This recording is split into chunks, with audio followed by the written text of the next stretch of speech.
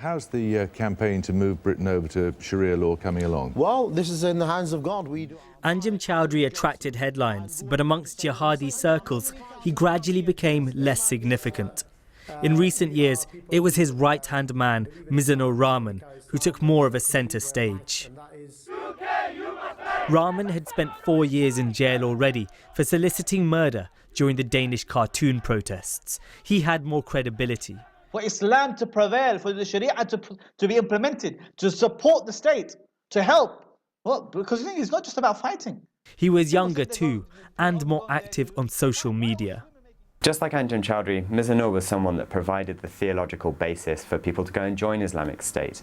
But what was different, what sets him apart from someone like Anjem Choudary is the fact that he was very willing and active in engaging directly with people over social media, so over Twitter, giving direct advice, theological advice.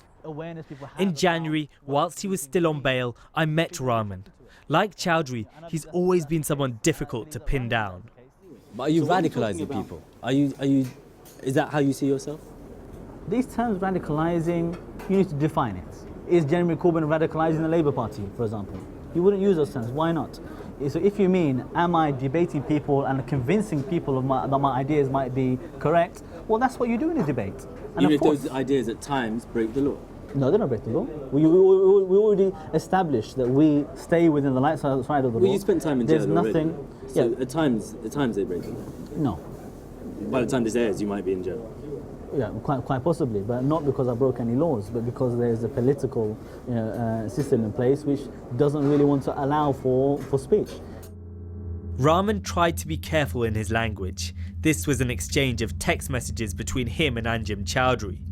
Choudary says to Rahman, open support for ISIS or Jabhat al-Nusra may not be wise. We need to think about our message.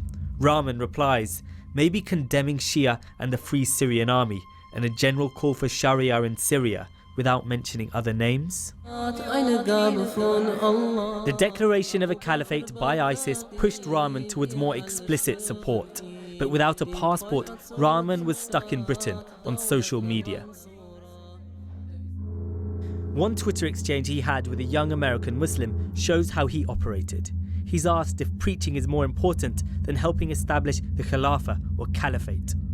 He replies, preaching is important, but it's also obligatory to establish the Caliphate. A few months later, the American was arrested at an airport on his way to Syria. He asked me an Islamic question, and the concept of the Khilafah is 1400 years old. Let's just be honest. You know, somebody does not have one Twitter conversation and they decide to change their whole life based on one tweet.